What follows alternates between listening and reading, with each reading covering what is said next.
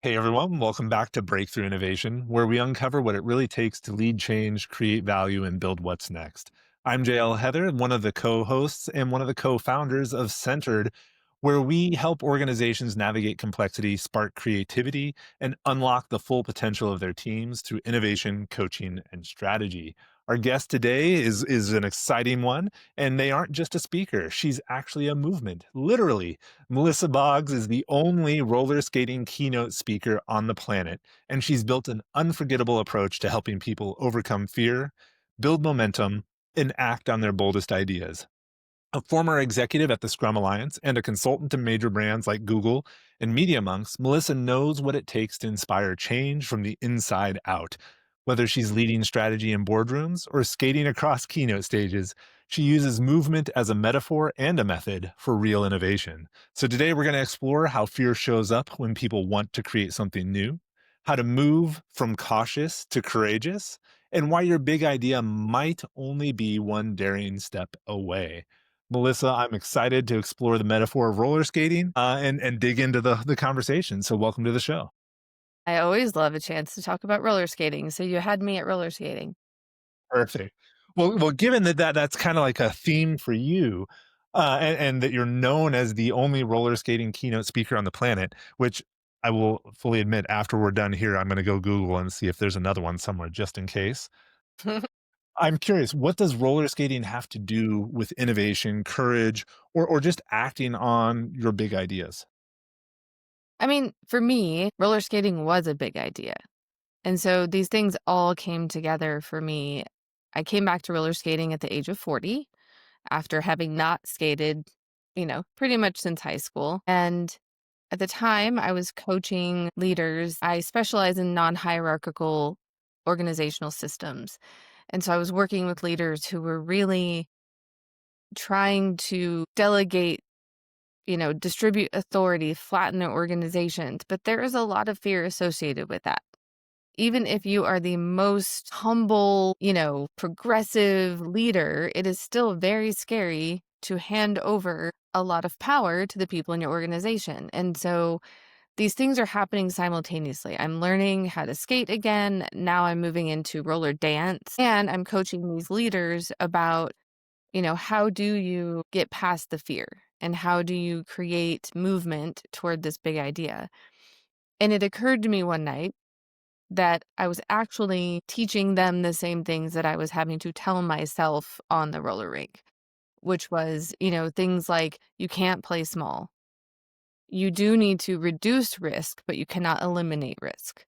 And so there were all of these like corollaries that were happening simultaneously. And that is how this keynote was born because basically everyone has a big idea of some sort.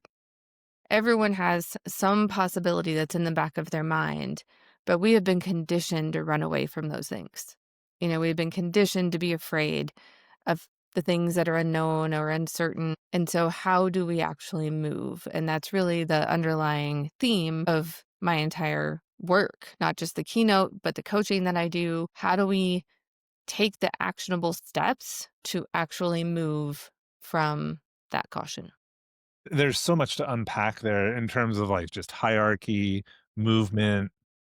I think, one thing that resonated with me because I'm teaching my oldest child to drive at the moment, which, yeah, that's an adventure. I don't know that my heart can take it, but trying to get them to understand that sometimes the hesitation is what causes the accident.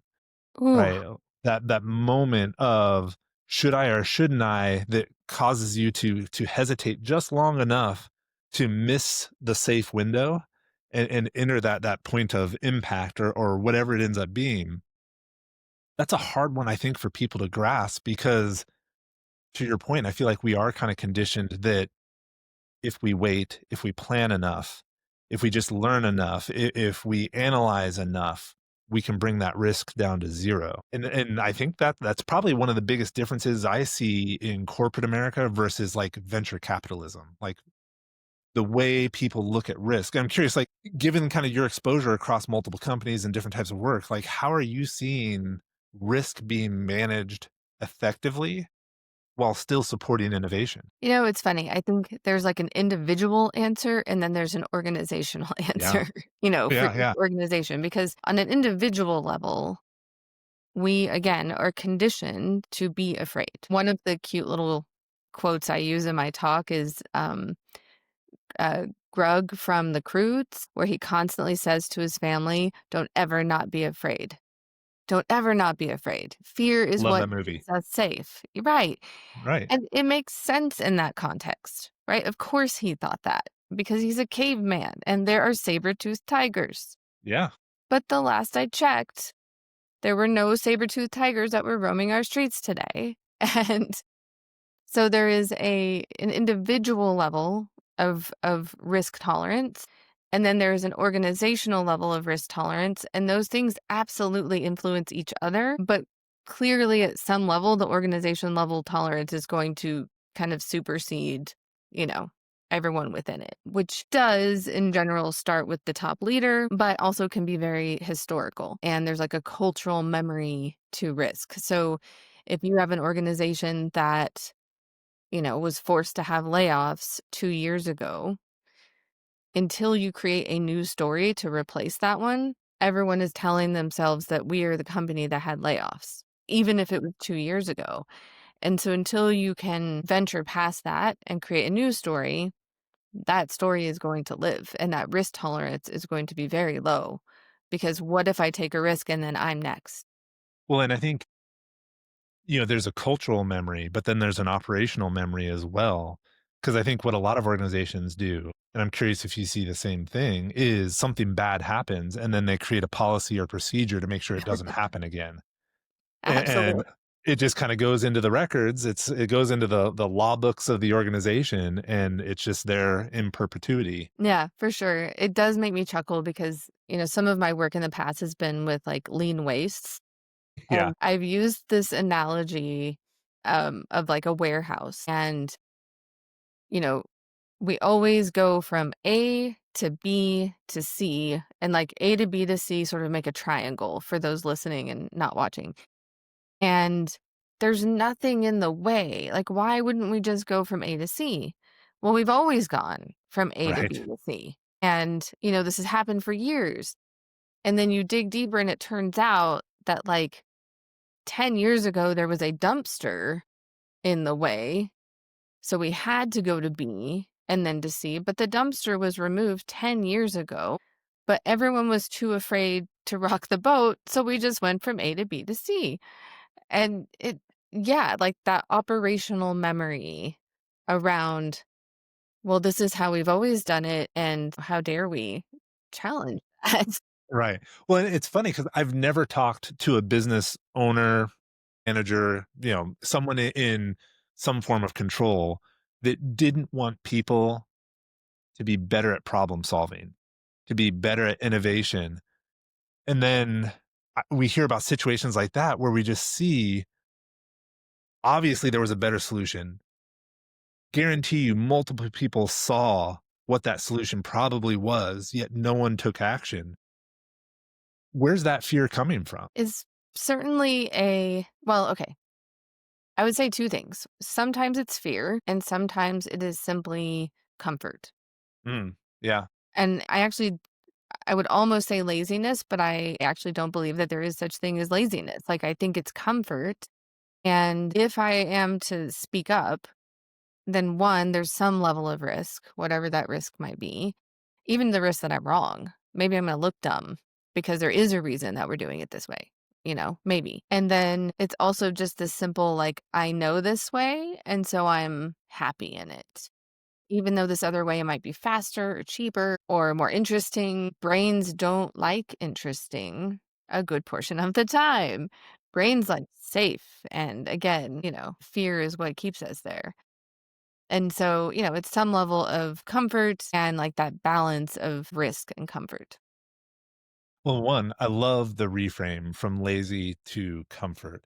I think that's a great way to assume good intent in some of the situations where we don't exactly understand why someone isn't taking action. And I'm a big fan of assuming good intent. The other thing, like, so listen, that comfort and fear, what do you think leaders should be doing to help people Hmm. Get past the fear or overcome the comfort. There's a whole hour-long amount of things that we could be doing. No, I'm just kidding. There's everything from environment, having an environment of risk-taking where those risks are celebrated whether they actually pan out or not. That seems obvious, but it is not a thing that always happens. And I work with leaders a lot in my coaching around what are your communication channels for celebrating these things? Like, it can't just be once a year someone gets an award for risk taking. You know what I mean? Like, it's gotta be Right. in the DNA. People have to be so sick of hearing about it. Because I don't know, what is the statistic? Like, people have to hear something 7 times before it actually, like, Yeah. sinks in, or before they believe you. Because from a leadership perspective, you can say all day long that you want people to take risks, but the minute that that risk affects profit or the bottom line, how are you going to behave? How are you going to show up in that? So that's the first step. Second is role modeling. Leaders need to take risks and they need to do it in front of other people. They need to show folks, even when it doesn't work out, that this was worth doing. This was worth trying. Even though we didn't get the exact outcome, we learned something from it. People are not going to feel comfortable until they see, again, like in motion, that leaders are willing to take risks themselves. So it's all about the environment. It's all about the words that you use and the words that you consistently use and looking out for your own. This is going to be controversial. Looking out for your own gaslighting. So don't hire people. Tell them that we are all about risk taking, bring them into the organization and like still talk about it. But then, people get their hands slapped if something doesn't work out. You will make people feel like they are crazy. And I don't know if that's a term I'm supposed to use anymore, but they're unwell because they're like, wait, you're saying this one thing, but all of the results of, experiments or whatever are telling us something else, which is that, yeah, you want us to experiment unless it has any sort of impact. Well, you mentioned like the modeling and kind of the permission portion of it and how people have to hear things 7 times before it starts to be believed or to sink in. I think there's another part to that where that positive reinforcement, you have to do so much more of it to overcome any sort of negative reinforcement.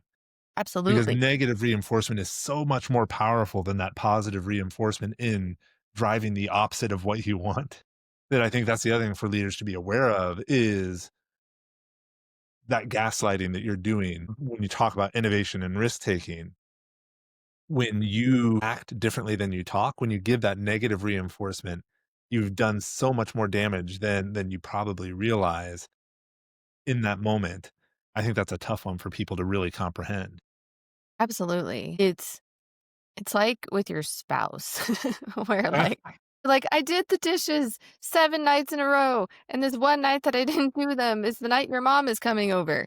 Yeah, That one time is actually gonna have quite the impact, and it's gonna be hard to yeah. forget. And I joke, but humans are humans. Relationships are relationships. I actually remember as a kid, and shout out my mom, sorry, mom.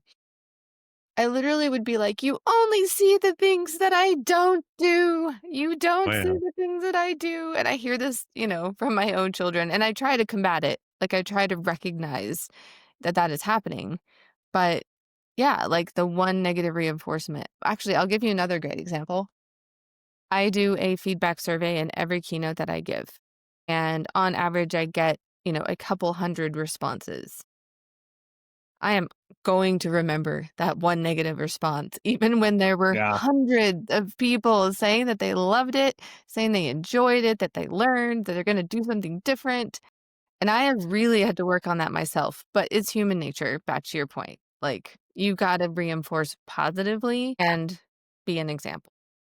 So maybe as we kind of move into the wrap up stage and knowing that you work with a lot of people who have these big ideas, but maybe don't know where to start, like what is the message? Like if we could distill this conversation down to one soundbite, for lack of a better way to say it, What's your message to people who are standing on the edge of something bold, great, whatever adjective you want, but are maybe just too scared to take that next step? So my assertion is this: there are 4 steps, and I'll go through them quickly. We all start out in caution, however briefly. Even super, risk-taking people start out in caution. I assert that if you can just move into curiosity as your first step, if you can ask questions, if you can find a mentor, if you can balloons, find a way to integrate play into your life, because that actually helps to open up wonder and curiosity. From curiosity, we move to courage. This should not have been a surprise. It's in the title. But in order to move into courage, we have to find places that are safe to experiment. Second City calls it their third stage. It's the comedy troupe. Their third stage is at midnight and it's free. And that is where they try out all their new stuff. If you think about Google Labs or any of these tech companies that have a lab section, that is a reduced risk area for experimenting. Show up and say yes at that third stage. Build community around your idea. When other people know what you're doing and can get excited about it with you, you're much more likely to be accountable to your own idea because people are cheering for you. And obviously, they may have ideas on ways to move it forward. Then the fourth step is the bonus one. It's a bit of a surprise, but sometimes courage is not enough. Sometimes the things that we are staring down are systemic and they are a result of collective pain that we already talked about. And when it comes to that, we have to dare to first look inward and heal ourselves before we turn around and try to attack a system and change it. Then we have to be able to see the system, change the system, and then lastly, be a rule changer. And I'll give you a cute little story really quickly. I have 2 kids. They're both older teenagers, and we were joking, my husband and I, about them because one of them is such a rule follower that in the 4th grade, his teacher called and said, "Hey, I am so glad that he wants to do the right thing, but if he could let us be the teacher, that would be great." Because he was trying to corral everyone else. My daughter, I just said that. My daughter is a little bit of a rule breaker, and I mean that in a very healthy way, but she would push boundaries. And I said, "My husband, which one is me? Like, which one takes after me?" And he said, "Neither. Neither. You, my dear, are a rule changer. You will follow the rule, but if you think that it doesn't make sense, you will hunt someone down to the ends of the earth and convince them to change it." I love that. And for me, that is the key to the audacity. The 4th step is Mm. having the audacity to heal yourself, see the system, and then change whatever rules need to be changed. That is how you get from being very cautious to doing whatever it takes to make that big idea happen. Oh, I love that. And Melissa, if someone is looking to get to that audacity step and could use your support, what's the best way for them to get into contact? I have the most beautiful website, and I say that because I did not make it myself. But you can find me at www.melissaboggs.com, and there you'll find a lot of information about speaking. There's a lot about my keynotes on there, but I do offer also, as I mentioned, one-on-one leadership coaching. There's going to be a cohort. There's going to be a membership group coming up. So there's lots of different ways to access that, for different levels of access. Melissa, thank you so much for the time. This has been a great conversation. I feel like there were so many side conversations that we kind of missed out on that I want to go back and try and dig into more. But alas, we are out of time. For everyone who's made it all the way to the end with us, one, I'm sure you're doing it already, but make sure you go leave that 5-star review. If you know anyone who could benefit from hearing Melissa's message, share this with them. Let's spread the word where we can. And then lastly, we'd love to hear from you in the comments. Where are you struggling to find audacity? Where are you struggling to get to that point where you can be the rule changer? Let us hear from you. Let us know what you're thinking. Melissa, thank you again. This has been fantastic. For everyone else, we'll see you next time on Breakthrough Innovation.